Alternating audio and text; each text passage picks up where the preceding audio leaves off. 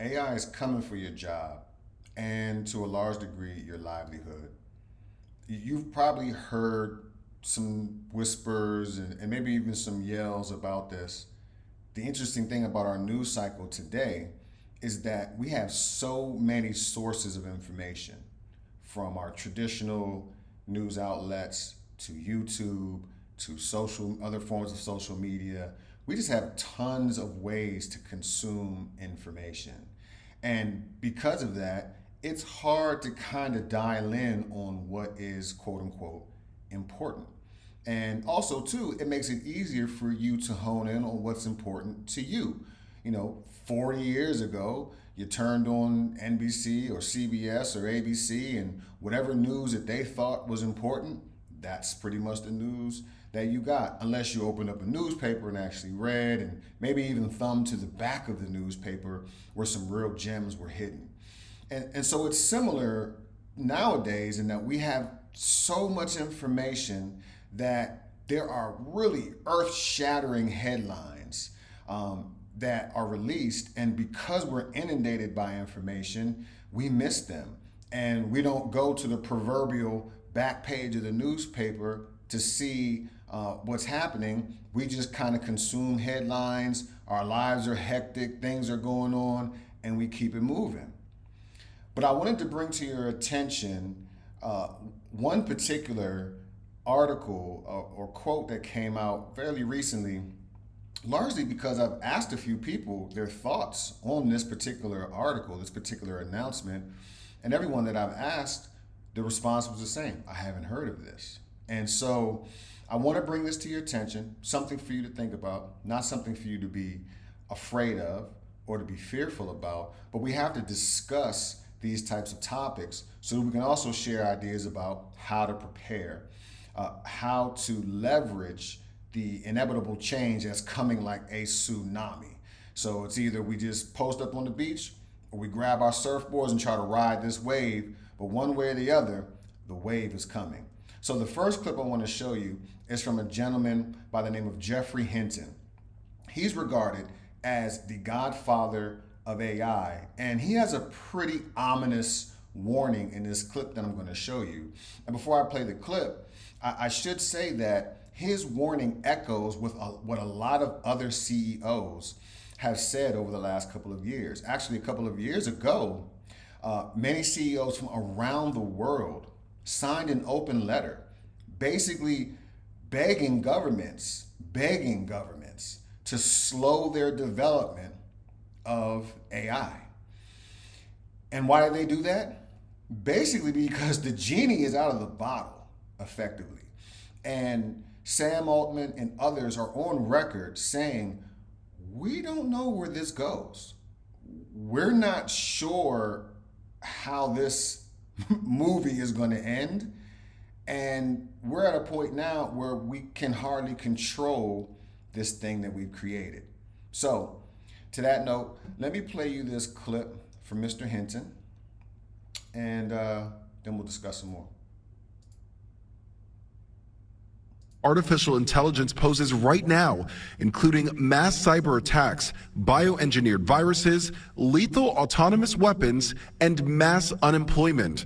If I'm someone like a legal assistant, a paralegal, they're not going to be needed for very long. For mundane intellectual labor, AI is just going to replace everybody. His advice for a safer path? I'd say it's going to be a long time before it's as good at physical manipulation as us. Okay. And so a good bet would be to be a plumber. Still, Hinton believes there's hope, saying despite the risks, AI holds immense promise. It's going to be magnificent in healthcare and education, and more or less any industry that needs to use its data is going to be able to use it better with AI. All right, so what did Mr. Hinton say? He said basically if the role that you play in the workforce right now are kind of mundane, routine type of actions. Say you're a paralegal and your job is basically to research prior case law, etc. Those types of positions will be wiped out. And there are already law firms who are using agentic AI in this way. I actually read an article a couple weeks ago. There was a lawyer, and he came out and he said, I was swamped. There was no way that I was going to get all of this work done and be prepared for all of my court appearances. And then I started using AI, and we 10x'd our productivity overnight. And now I'm able to do so much more with so much less time. And so even professions that we think are quote unquote safe, like the legal profession or the medical profession, where AI is passing the MCATs and they're using robotic arms powered by AI to make more precise surgical incisions than humans can make. It's getting interesting, to say the least. I've heard ideas posited where it's like we could get to the point where if your doctor, your attorney, your psychotherapist, if they're not consulting with AI to make decisions about your mental, physical, emotional health, then perhaps they could be sued for malpractice. And now that sounds crazy, right? But if you think about it, like when you go to your doctor's office, technically it's a medical practice, meaning they're practicing, meaning there's so much to this body that we have. It's so complicated. There's no way that one human being can consume enough and recall enough and perfect enough information to really know how our bodies work. And my body is different than yours. So it's beyond the scope really of a human being to fully comprehend how all of these integrated systems that we call our body work. But if you have all of this data from learnings from hundreds of years or decades, and the AI can process that all much more quickly than a human being, then, in theory, that AI, that language model, that that agent could produce a better, or at very minimum, an equivalent diagnosis than a doctor. So back to the workforce, because Mr. Hinton said, hey, listen, the bright spot was the dexterity, the manual dexterity of robots that we're going to basically put these agentic agents into isn't quite there yet. So if you do something that requires manual dexterity, like he said, a plumber or a carpenter or a welder or a roofer, these types of roles that for decades have kind of, not been looked upon favorably, because as a country we've gone more white collar as opposed to blue collar. Well, blue collar is back, and blue collar is back in a major way. And so if you're watching this video and you're thinking like, what can I do to at least over the near term, the next 2 to 5 years, generate revenue and really kind of create some stability, find a training program, an apprenticeship program, something like that. Learn a trade, learn a skill, find someone who you can work for, and then maybe start your business one day. But back to the present day, just to support what Mr. Hinton was saying, you have the CEO of Salesforce, and this is the article I mentioned earlier that no one's really heard of or heard about. This is what this gentleman said, and let me pull this up. And you see the title here from Fortune.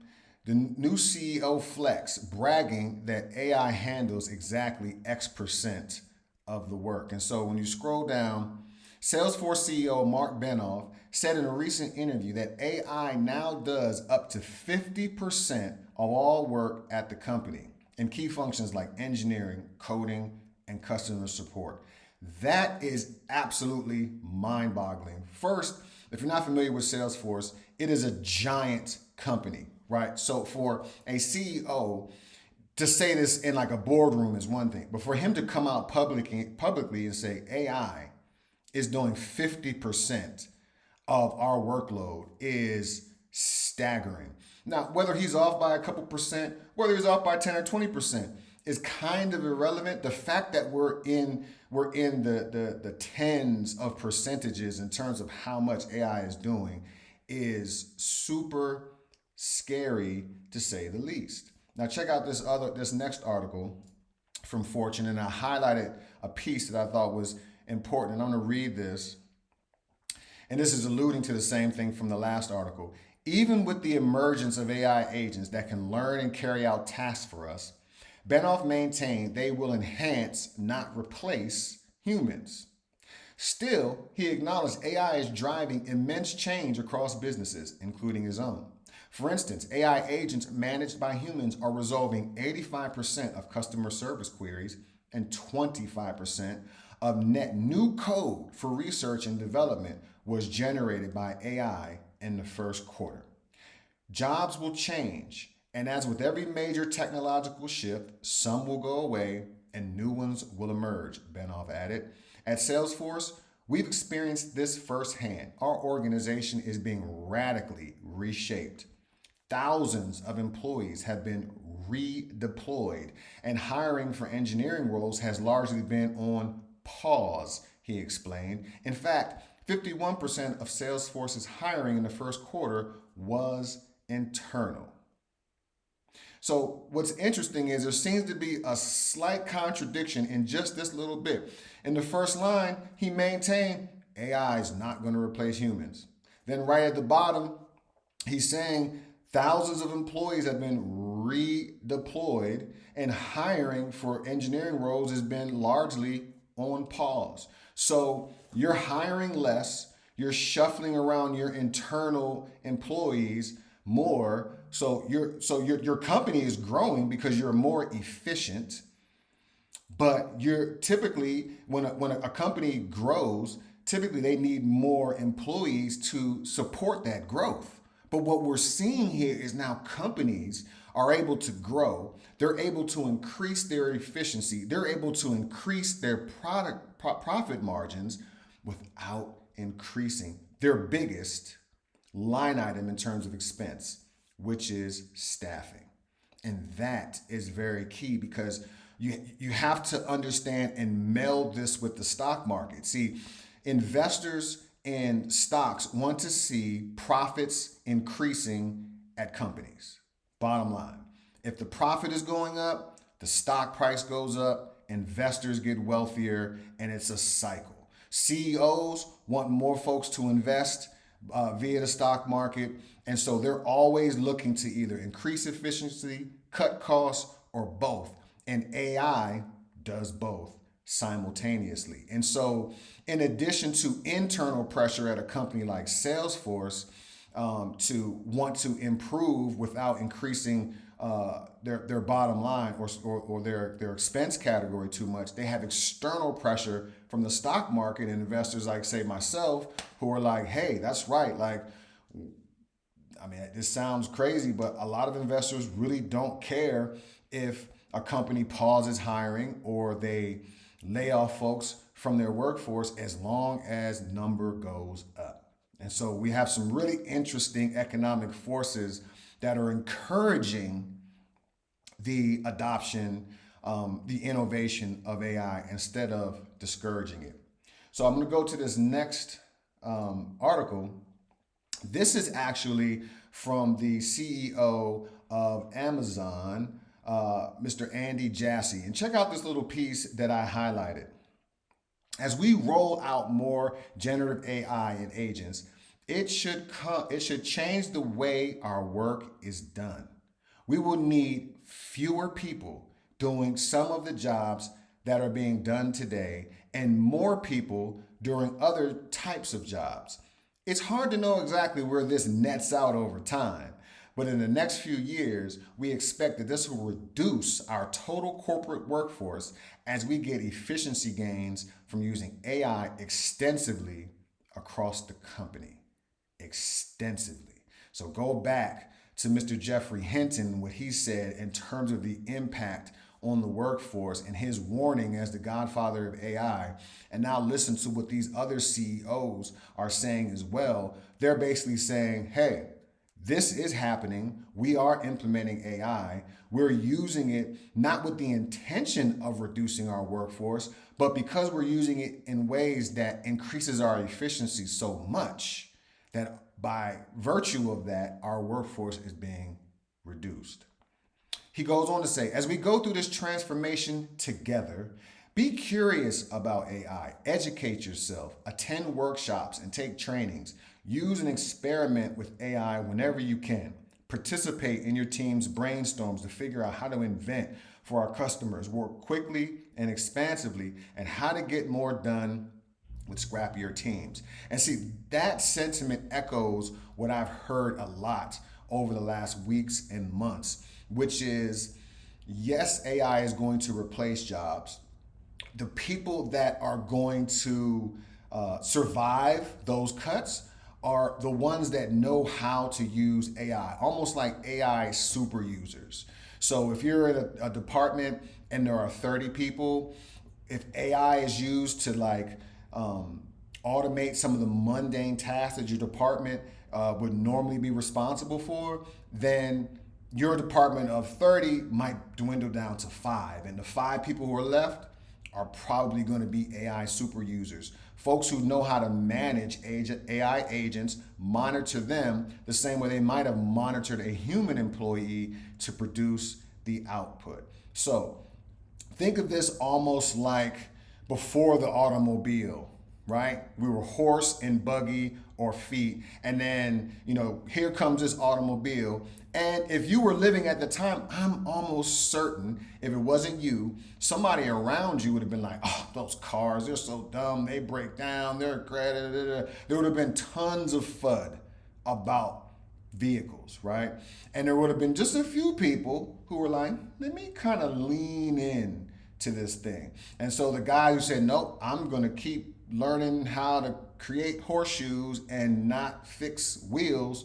Well, where are they at right now? Yes, there is still a need for horseshoes, but nowhere near the need for new tires or radiators, etc. So my point is, when you have a revolutionary type technology that is emerging in our workforce, the best thing that we can probably do right now is educate ourselves on that technology and add it to our tool belt.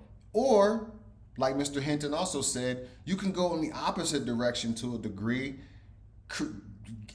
upskill yourself, learn to be a plumber, learn to be a welder, learn to be a roofer, a carpenter, things of that nature, something that is going to take robots much longer to be able to master. And then you can either get a job and or start your own business in that trade, in that field. And even in that field, you'll be able to use AI if you want to scale your business, if that's something that you choose to do, whether it's using AI to build your website, whether it's using it to respond to emails, whether you use it to respond 24/7 to customer inquiries, whatever it may be. Even if you're working in the trades, you can still use and leverage AI to grow your business and make it a more profitable business venture. So the key takeaway is, like it or not, hate it or not, AI is coming.